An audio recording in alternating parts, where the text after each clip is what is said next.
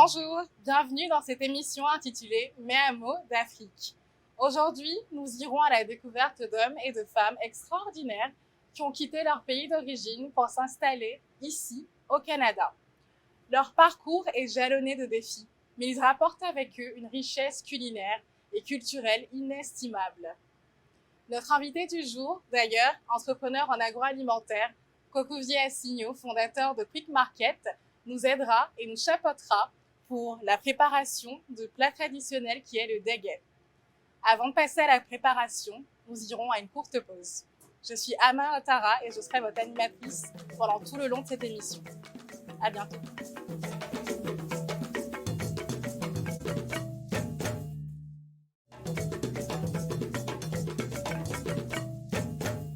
Et nous voici de retour aujourd'hui, toujours en présence de mon invité, Kokuvi Assigno, ici au restaurant Les Jardins de la Cité, que nous remercions d'ailleurs de nous avoir reçus pour cette série. Cher chef, passons à la préparation du dégé. Merci.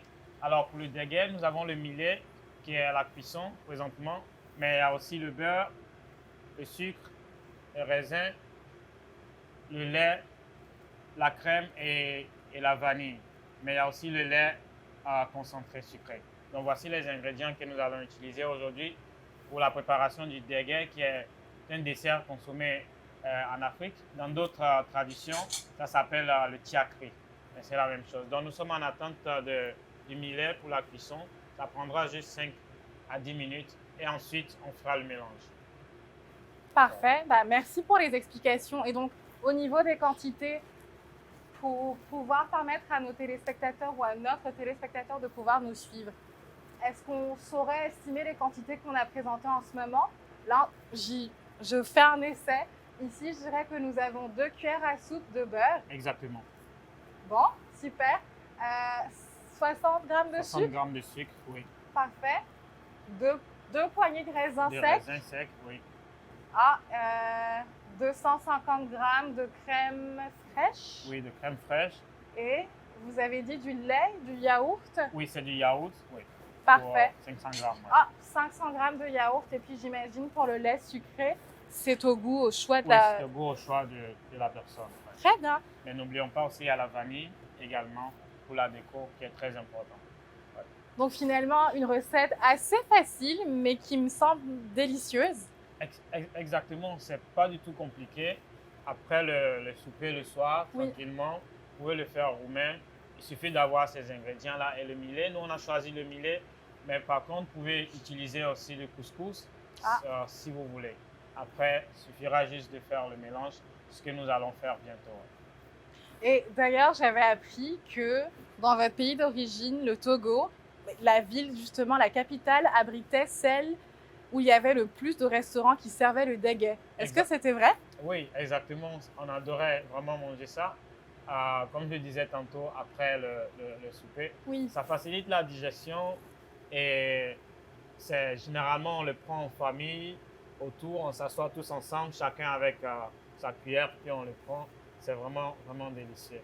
Ouais. Ça fait vraiment plaisir de voir finalement un plat qui amène un peu de nostalgie dans votre vie, si je peux dire. Exactement, ça nous permet de nous retrouver au niveau culturel, ça nous redonne vraiment notre culture. Surtout vu qu'on n'est pas, on a quitté loin puis on s'est retrouvé ici au Canada. Donc ces plats-là nous permettent de nous retrouver. Exactement, oui. Ouais. Super, j'espère que les téléspectateurs pourront aussi se réunir et suivre notre recette pas à pas avec nous dans cet épisode. Excellent, c'est ça. Est-ce que je devrais aller tourner le millet par hasard? Oui, on va aller voir le millet qui se trouve actuellement. Parfait. Oui. Je suis curieuse. Okay. Ah, Ok. super. Oui, ça se passe bien. On va juste attendre quelques minutes encore. Parfait. Oui. Entre-temps, est-ce que vous pensez, chef, qu'on pourrait commencer à faire notre préparation au yaourt? Oui, exactement. Oui. On peut déjà commencer à faire le mélange. D'accord. Si ça ne vous dérange pas, Oui, allez-y. je pourrais commencer à suivre vos directives. Donc, en ce moment, est-ce que vous aimez sucré ou pas sucré? Moi, j'ai un peu du mal avec lorsque les desserts sont un peu trop sucrés. Oui, vu qu'il y a déjà le sucre, Oui. On va juste en prendre une petite quantité. D'accord, ok. Vous me dites stop lorsque ce sera bon. Ok. C'est bon. Parfait. Bon, là, on a une bonne grosse quantité, je dirais deux cuillerées de lait condensé qu'on pourrait finalement continuer à brasser avec notre yaourt. Exactement. Parfait, merci. Donc 500 g de yaourt qui sera délicatement fouetté par notre chef Kokouvi Assigno. Je m'assure de vraiment prendre toute la portion de yaourt. Ouais. Voilà. Bon. C'est bon. Chaise de fête. Ensuite, chef. Ensuite, vous pouvez prendre le lait. Oups. On va pas faire de gaspillage. Ouais. Donc, on a la crème ici. Bien évidemment, pour des personnes qui font un peu plus attention à leur ligne, vous pourrez réduire les quantités de crème, j'imagine. Ouais. Oui. Parfait. Donc, il reste le beurre. Le beurre. Alors, pour le beurre, je me demandais, est-ce qu'on devra en réserver pour le millet aussi? Oui, on ne prendra pas tout, on prendra juste la moitié pour le moment. Parfait, c'est bon. Donc, on prend notre spatule et on rajoute du beurre. C'est ça. Alors, chef, pour vous dire vrai, moi, je ne suis pas super fan des raisins. Donc, je vous laisserai en mettre dans votre récipient à vous lorsqu'on aura terminé, peut-être. Il n'y a pas de problème. Oui, parfait. Donc, il y a d'autres personnes également qui préfèrent mettre à part. Oui, donc bon. C'est bon. Alors, à ce stade-ci, qu'est-ce qui se passe? Vous pouvez commencer à faire le mélange. Je vais enlever la cuillère. Parfait. Ok. Je vais le mettre là. Voici. Okay. Il me faudrait le fouet, s'il vous plaît. Oui. Merci. Pendant ce temps, je vais vérifier le millet. Parfait. Alors, moi, j'ai une technique assez spéciale, c'est que j'ai toujours du mal avec les fouets. Donc, généralement, je préfère touiller mon fouet comme ça. C'est un peu plus rapide. Ça me permet de ne pas avoir de gruau dedans. Et c'est beaucoup plus fun. Donc, si vous reproduisez cette recette avec vos enfants, ce sera la partie qu'ils préféreront. Fouettez le lait et le yaourt pour vous. Bon, moi, ça m'a l'air pas mal. On a un yaourt assez onctueux. Si vous permettez, chef, je vais goûter la préparation pour confirmer qu'on a assez de sucre. Oh. Et je vous passe le beurre pour votre millet. Oui. Alors, nous allons goûter. Alors, en ce qui me concerne, j'ai l'impression qu'on a assez de sucre. D'accord. Vous me faites confiance? Oui, je vous fais confiance. Je viendrai goûter plus tard. Ouais. Parfait. Alors, on tourne encore un tout petit peu. La clé dans tout ça, c'est que votre yaourt est censé avoir le moins de bulles possible. Donc, le moins de gruau, le moins de boules pour avoir un dessert onctueux et rafraîchissant. Je vois quelques boules ici et là. Je commence à les pulvériser une par une. Et voilà, ça me paraît pas mal en ce moment. Donc, juste pour faire un peu plaisir aux papilles et au palais de tout le monde, je rajouterai une pichenette de sucre. Est-ce que tout se passe bien? Je contrôle. Okay. Et pour vous, pour le millet? Oui, c'est presque prêt, juste 2 minutes. Parfait. Donc, de ce que je comprends, cette recette, elle est vraiment en 2 étapes. La première avec le millet qui doit un peu ramollir. Exactement. Et la seconde avec le yaourt qui, lui, doit être brassé. Exactement. Et quand est-ce qu'on combine les deux aspects de la recette? Aussitôt que le millet est prêt, oui, on pourra faire le mélange. En attendant que vous finissez de faire le lait, on va juste patienter juste 1 minute. Ensuite, on pourra faire le mélange et ce sera tout. Parfait. Bon, je trouve qu'il y a assez de sucre dedans.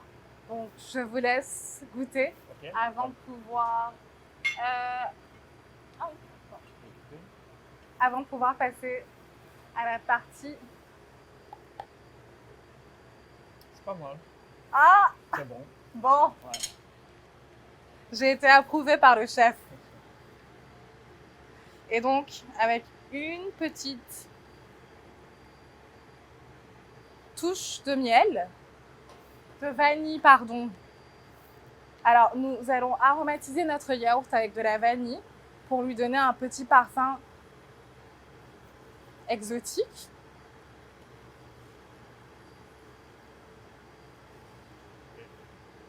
Donc le millet Ah, ça est sent presque bon. prêt. Oui, ça sent très bon. Parfait. Donc, Besoin d'aide? oui, j'ai Parfait. besoin d'aide pour le... Donc, alors, je vous propose Vous pouvez le prendre?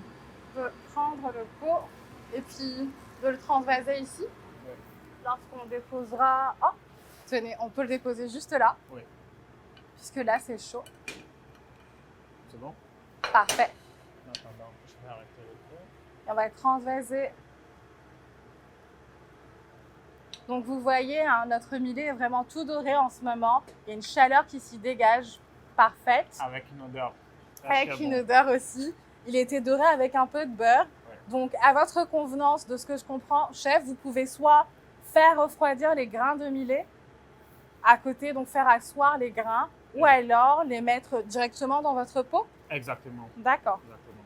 Encore une fois, pour rappeler, nous on a choisi le millet, mais vous pouvez choisir autre chose que vous voulez. Par exemple, du couscous pour certaines communautés. Ouais. Super. Donc, voilà ce à quoi ça ressemble pour le moment. Est-ce qu'on y va? Oui, on y va. Oui. Ok. Une pluie de millet dans notre yaourt. Donc, ce serait vraiment l'équivalent de votre gruau du matin que vous faites avec plein de noix ou de raisins secs. Donc, si vous souhaitez une alternative pour les matins, pour les desserts ou pour les enfants, pour le goûter, vous avez votre dégé ou tchakri, comme diraient les Sénégalais. Ouais. Oh, j'ai envie d'en rajouter un tout petit peu encore. Oui, il faut qu'on en rajoute un peu. Ok. On va saupoudrer avec un peu plus de l'air. On y est presque. On en a beaucoup quand même. Ouais. Puis voilà. Est-ce qu'on en a assez? Oui. Oui? Ok. J'ai hâte.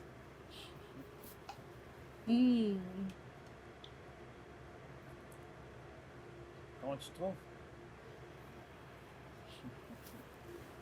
Il me faudrait goûter pour... Il me faudrait goûter pour vous assurer. Comme je disais tantôt, ça se prend en famille en général. Ouais. Donc, quand c'est prêt comme ça, tout le monde vient avec son verre et on le sert. Bon, en parlant de verre, je n'ai pas encore mon gobelet, donc je vais aller chercher mon gobelet. On peut partir à la pause et puis on se retrouve pour la dégustation et l'entrevue avec notre invité, Kokouvi Assigno. Merci, à tout de suite.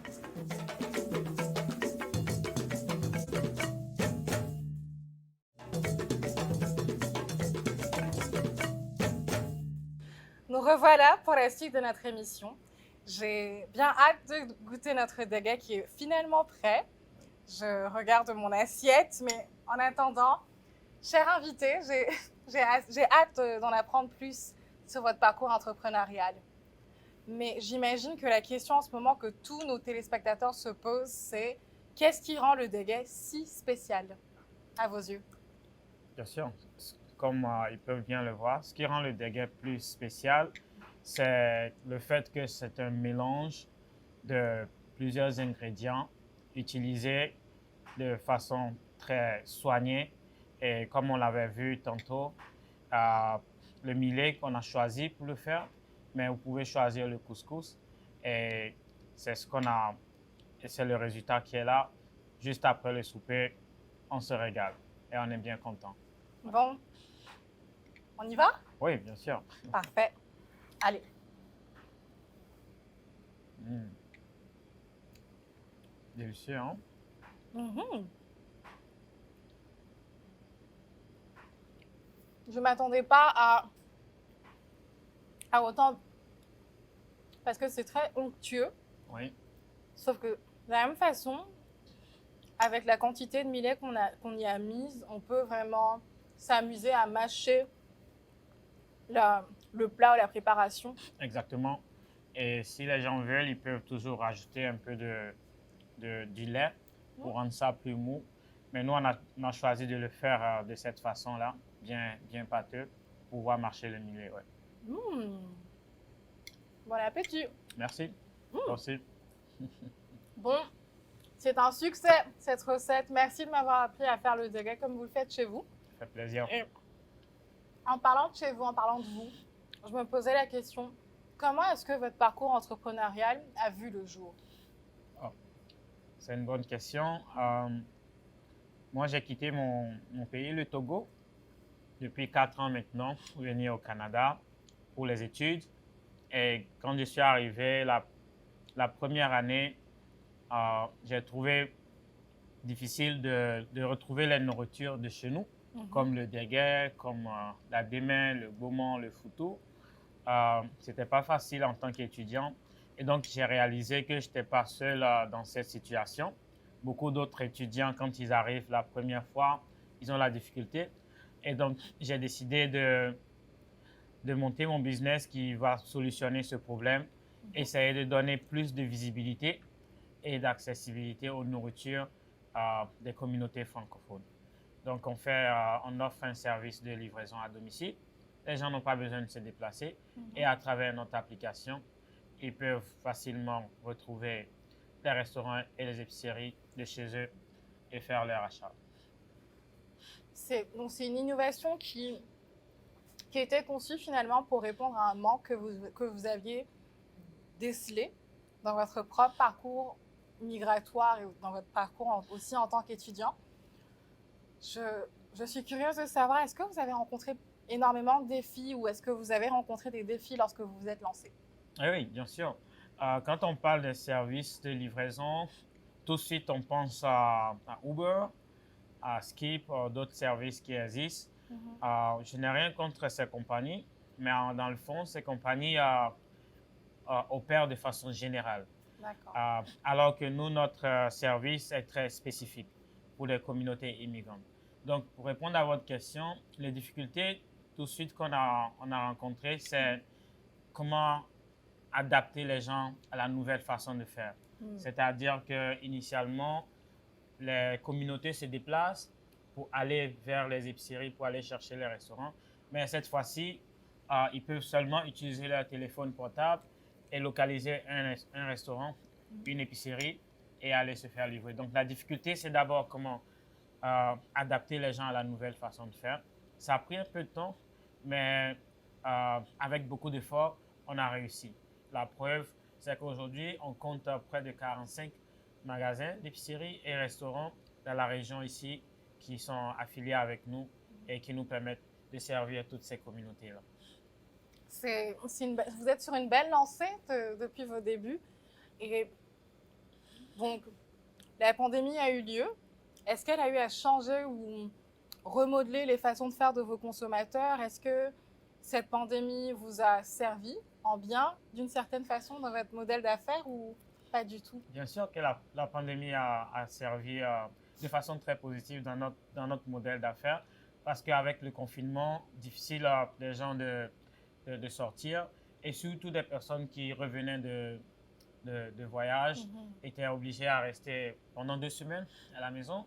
Et donc, un service de livraison à domicile se présentait en ce moment-là comme non seulement quelque chose d'important, mais quelque chose d'incontournable que les gens ont utilisé. Et je me rappelle du mois de décembre 2020 à déjà au mois d'avril 2021, on avait déjà servi plus de 1500 clients dans la région ici, dans Ottawa-Gatineau. Donc oui, la pandémie a servi positivement, mais maintenant que la pandémie n'existe plus officiellement, nous continuons d'opérer nos services, vu que chaque jour, il y a des nouveaux immigrants qui arrivent dans la région. Et donc, votre clientèle, parce que vous me parlez de nouveaux immigrants, est-ce que vous vous concentrez sur les personnes francophones, africaines? Est-ce que la démographie est diverse? Est-ce qu'elle est multiple? Oui, elle est diverse. On n'est pas focalisé seulement sur les francophones, mais les nourritures des communautés, les communautés ethniques sont multiculturelles, sont diversifiées.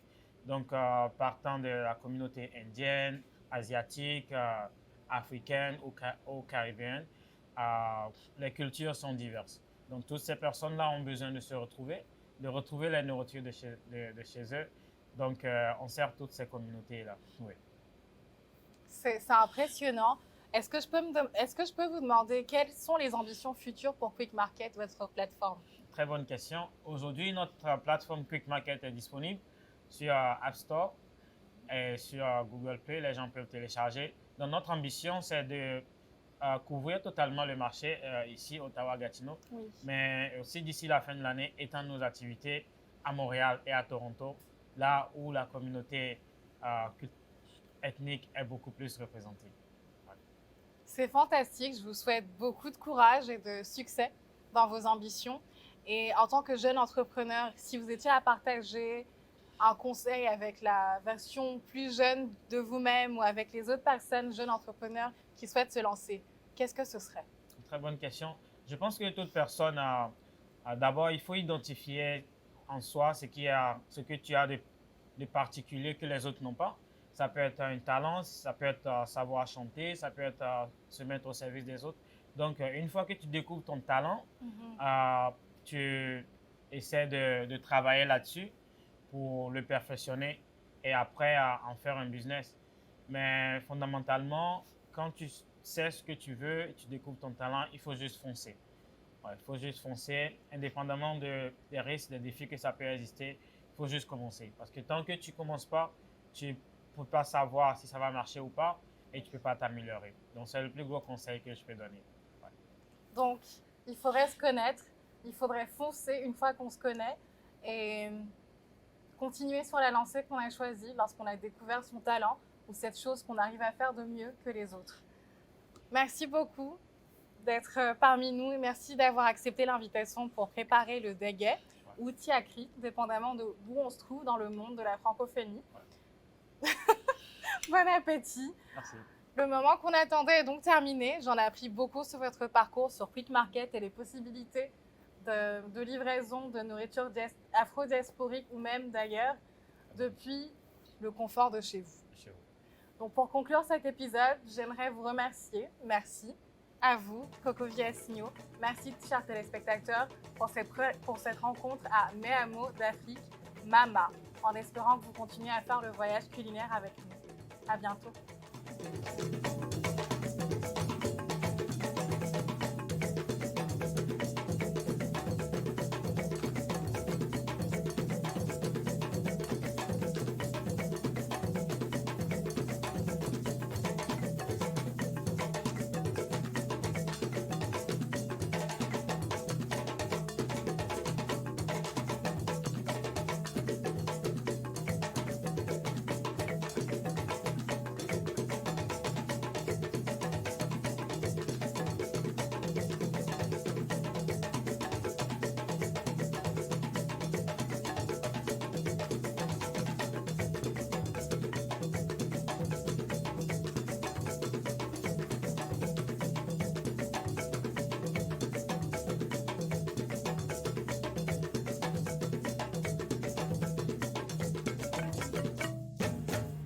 Tu voudrais que je commence les citrons? Oui, tu peux les presser. Juste 2-3. Et après, ça ira en fonction du goût. Ça marche. Alors, en faisant mes recherches pour la recette d'aujourd'hui, j'ai découvert que yassa était l'équivalent du portugais assado, qui signifie en fait poêlé, puisqu'apparemment, il y a un passé historique colonial de la Casamance jusqu'au traité de Berlin en 1885 Donc je dormirai moins bête ce soir. L'origine, oui. Et lorsqu'on prépare ce plat, toi personnellement, est-ce que ça te ramène chez toi? Est-ce qu'il y a une connotation spécifique à ce plat? Oui, moi j'ai grandi avec ça, évidemment. Et puis, ce à quoi on essaie de faire attention, c'est de faire découvrir toutes ces petites choses à nos enfants pour qu'ils y soient habitués, pour que ça fasse partie de leur enfance finalement, pour qu'ils puissent perpétuer les différentes recettes qui puissent exister chez nous. Absolument. Donc, on y tient beaucoup. Donc, assez régulièrement, on cuisine des plats de chez nous. Et donc pour ceux qui nous regardent, chez vous, chez toi, c'est Dakar, Sénégal? Alors, chez moi, c'est à la fois le Sénégal, à la fois le Cap-Vert, Oh, et mon mari est de Côte d'Ivoire. yes! Donc, on a tout, on a tous ces pays-là, donc on prépare les différentes recettes. Donc, c'est pas mal sympa. Et les enfants aiment ça. Comme on les a habitués, ils ont grandi avec ça. Ils savent préparer une partie ils savent préparer quelques plats. Vous avez des enfants qui viennent alors de la 3e culture. Ils ont été élevés dans plusieurs cultures, ils grandissent dans une autre culture. Exactement. Ils gardent quand même leur héritage de papa-maman. Exactement. J'ai fini avec le citron. Ok, on va le mettre de côté. Parfait.